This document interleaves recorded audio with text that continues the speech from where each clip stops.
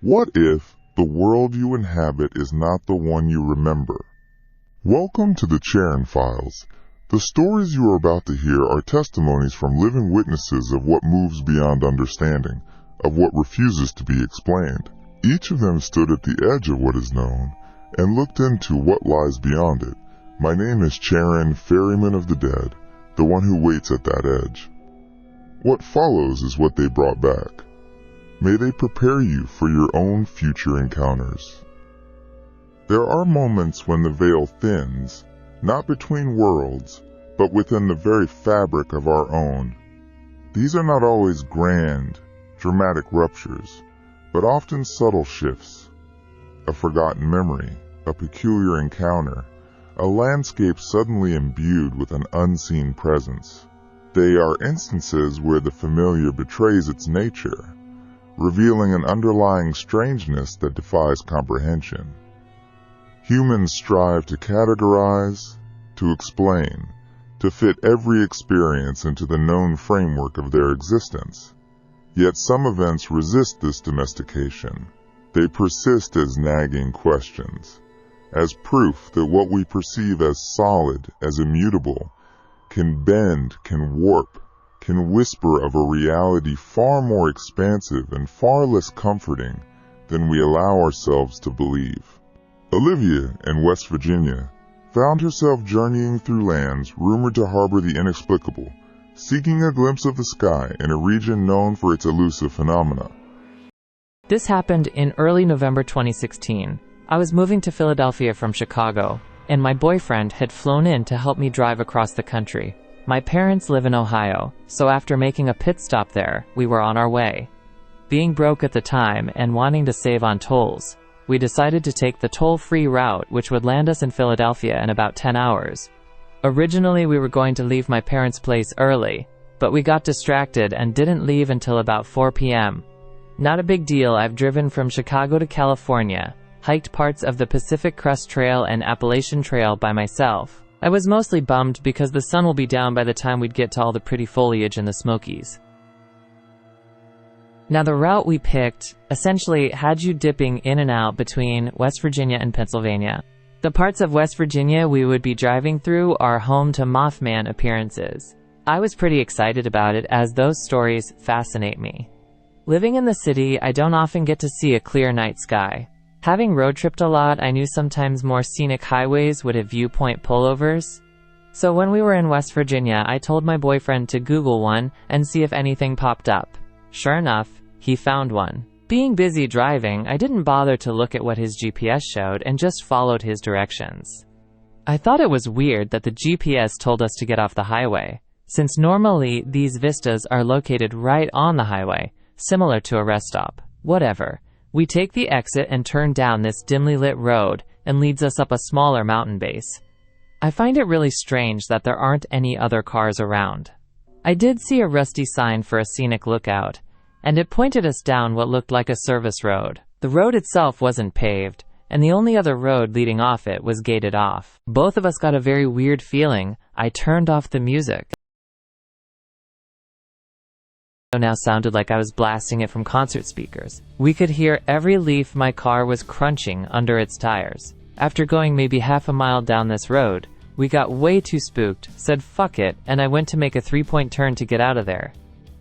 At this point, the hair on the back of my neck is standing up. We drove maybe 50 feet before we saw a tree laying across the road we just drove on. Me turning around maybe took 2 minutes, and as I mentioned earlier, things were so quiet that we both knew we would have heard a tree fall down behind us. Panic started to take over, and something told me we can't just sit there and think long and hard about what to do. So my boyfriend said he would see if he can lift one side of the tree and move it over. I had my brights on and was scanning the surrounding woods for any signs of movement. I felt eyes on us, but couldn't see anything. The tree didn't appear to be old. It literally as if someone knocked it over just in front of us. As soon as my boyfriend was out of the car, the first thing I did was tell him I loved him and then lock the doors. I know, I'm an asshole. Thankfully, he was able to move the tree just enough for my car to squeeze through, and as soon as he was back in the car, we gunned it out of there. I'm a very spiritual person and believe that there are things in the woods that we don't always see. My boyfriend, on the other hand, is an atheist. That night we both agreed that something sinister was out there. Amanda, residing in Taos, New Mexico, witnessed a physical impossibility followed by a curious alteration in her husband's memory of their shared reality. Back when my husband and I were dating, my husband was in a terrible car crash. His truck hit black ice and he slid into oncoming traffic. His truck was completely totaled. So was the other truck he hit. The weird thing is, though, both he and the other guy were completely fine. Not a scratch on them, all my husband had was a bruise on his knee. The first responders were baffled, as was the towing company and insurance, when they realized no one had died or was severely injured. Fast forward to a few days after the crash, my husband comes over to my apartment. We're having a conversation about a university class we're both in, and he casually asks when I got the flat-screen TV sitting on my dresser. At this point, I'm very confused because I've had the little flat screen since I was 13 and had had it the entire year and a bit we'd been dating. I asked him what he's talking about, as I've always had that TV. He told me to quit pulling his leg and asked me what I did with the old tube TV. I had no idea what he was talking about and told him so. He's convinced I had a tube TV. I proceed to get on Facebook and showed him a picture we had taken 2 weeks prior with the TV in the background. It's a flat screen in the picture. My husband goes white like he's seen a ghost and just stares into space for a minute. His eyes started to water. I asked him what's wrong and he said, "I swear to God, I'm not crazy. You've had a tube TV since we started dating. It was a tube TV when we took that picture." I brushed it off as his head being rattled from the accident, and he didn't bring it up again. However, anytime we hung out in my room, he'd always look at the TV weird. Fast forward 7 years, my husband and I have been married for a few years and decide that we're ready to be parents. I'm not on birth control, and we decide whatever happens, happens. We're not actively trying, but not preventing it either. So we're on vacation in Italy, wandering around Rome, and I feel like shit. I had had my period the week before, and it was the worst one I had had in my whole life. As we're walking around, I am suffering from back pain, chills, and horrific cramping. I go to the bathroom in a cafe and hurl my guts out, have diarrhea, and realize I'm menstruating, heavily.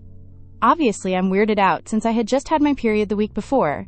I clean myself up, go back to my husband and tell him I think I need a doctor. I have a pretty high pain tolerance, but this is insane. It's getting to the point I'm having trouble walking, and I'm starting to feel pain in my shoulders. I don't want to ruin our vacation, but I'm starting to really worry. My husband is smarter than me, sees the state I'm in, and says I'm visibly paler than when I went into the bathroom and gets me help. 20 minutes later, I'm on a stretcher and being taken to the hospital. An hour after that, I'm being prepped for emergency surgery, as the doctor tells me I have a ruptured ectopic pregnancy, I have heavy internal bleeding, and if he doesn't perform surgery, I am going to die. 6 hours later, I wake up very sore and tired. The doctor tells me I'm very lucky, and if I had waited any longer to seek medical attention, I'd be dead. My husband stays with me in the hospital the first night, then gets a hotel for the rest of my stay. A week later, we're cleared to fly home, and I go through a grueling month of healing from the surgery. 2 months after our return, somehow my husband and I get on the topic of fires, and he goes on about the dangers of kitchen fires, and I say no need to worry, we're all set with the extinguisher in the closet. He looks at me like I have 3 heads and asks me what I'm talking about. I remind him about the extinguisher in the front closet where we keep the coats. We've had it for 3 years. He insisted we buy one when we bought our house. My husband shakes his head and tells me he has no idea what I'm talking about, and we don't have a fire extinguisher. I remind him about not only my memories of fighting about, if we really needed one, where to put it, buying it from Home Depot, but also installing it to the wall in the closet. He looks at me with confusion and tells me none of that happened. I get up, go to front closet to show it to him, all the while cursing him for being an asshole for forgetting our 2-week fight about it, and lo and behold, no extinguisher. Not only is there no extinguisher, there's no holes in the wall where I know we installed it. No fresh paint, this wall has never been touched. I insist he's moved it, and fixed the wall, and ask why the fuck he would play such a stupid prank. He continues to insist we've never had one, let alone talked about getting one. This goes on for several minutes. I'm approaching hysterics, telling him to quit playing with me when finally he says, "Now you know how I feel about that TV." We didn't speak about it for a long time. Then after I encountered this topic, he brought up his theory that perhaps in another timeline or dimension, whatever you want to call it, we both actually died and we reset like a video game, and the TV and extinguisher are glitches. I don't know if I agree with him. All I know is that I have never been so rattled in my whole life, and every time I get something out of the closet, I'm overwhelmed with this feeling of wrongness. I know it should be there, but somehow it's just not. I can't explain it. He says he will go to his grave swearing, I had a tube TV. Elena, working a food truck in New Mexico, encountered a man who displayed an unsettling unfamiliarity with common human customs and objects. I was just reminded about a strange guy the first encountered while working the register on a food truck near a government facility. In New Mexico, United States, a little under 4 years ago, I was working a typical shift, running the register on a fairly busy food truck near a government facility. We would average 50-plus customers for lunch, and most were regulars. But we had a lot of new faces every day. One day I get this very average-looking white guy, nondescript. I couldn't pick him out in a lineup. He comes to the window and asks, "What is this?" Unamused, I tell him, "Food truck, what do you want?" He looks confused and says something along the lines of, "What do you serve on this food truck?" I point to the sandwich board beside the window and wait. He glances at the board, then asks, "What is on a hamburger?" Like he's never heard of it before. I list off the regular ingredients quickly: burger, bun, choice of cheese, LTOP, and side of fries. He considers it for a moment, then asks, "What's a quesadilla?" Some people don't know, so I tell him what's in it. He goes through each of the 8 or 9 items we had, asking the same questions about everything. He decides on a cheeseburger, and I give him the total, I think it was $12. He stares at me, then hands me a $20 bill and walks away. I send the ticket to my grill and put the change aside for when he comes back for his food. I never assume a tip unless it was mentioned as such. He comes back for the food and opens the container and kind of stares at it in wonder. I offer him his change, and he looks at me like he's never seen me before and walks away without his change. His tone was very deliberate, like he was trying to not sound weird. The accent wasn't foreign, but I couldn't pinpoint what region it was from. Southern, Boston, Midwest, etc. I've spoken to people from all over the world and can usually pinpoint a dialect, but this guy was just off. These accounts serve as testimony to the subtle, yet profound, ways in which the known world can be twisted, revealing a hidden strangeness just beneath its surface. The names of the witnesses have been changed to maintain anonymity. If what you have heard tonight mirrors something you have experienced, leave your story in a comment below and we will include it in a future episode. Don't forget to subscribe. You wouldn't want to miss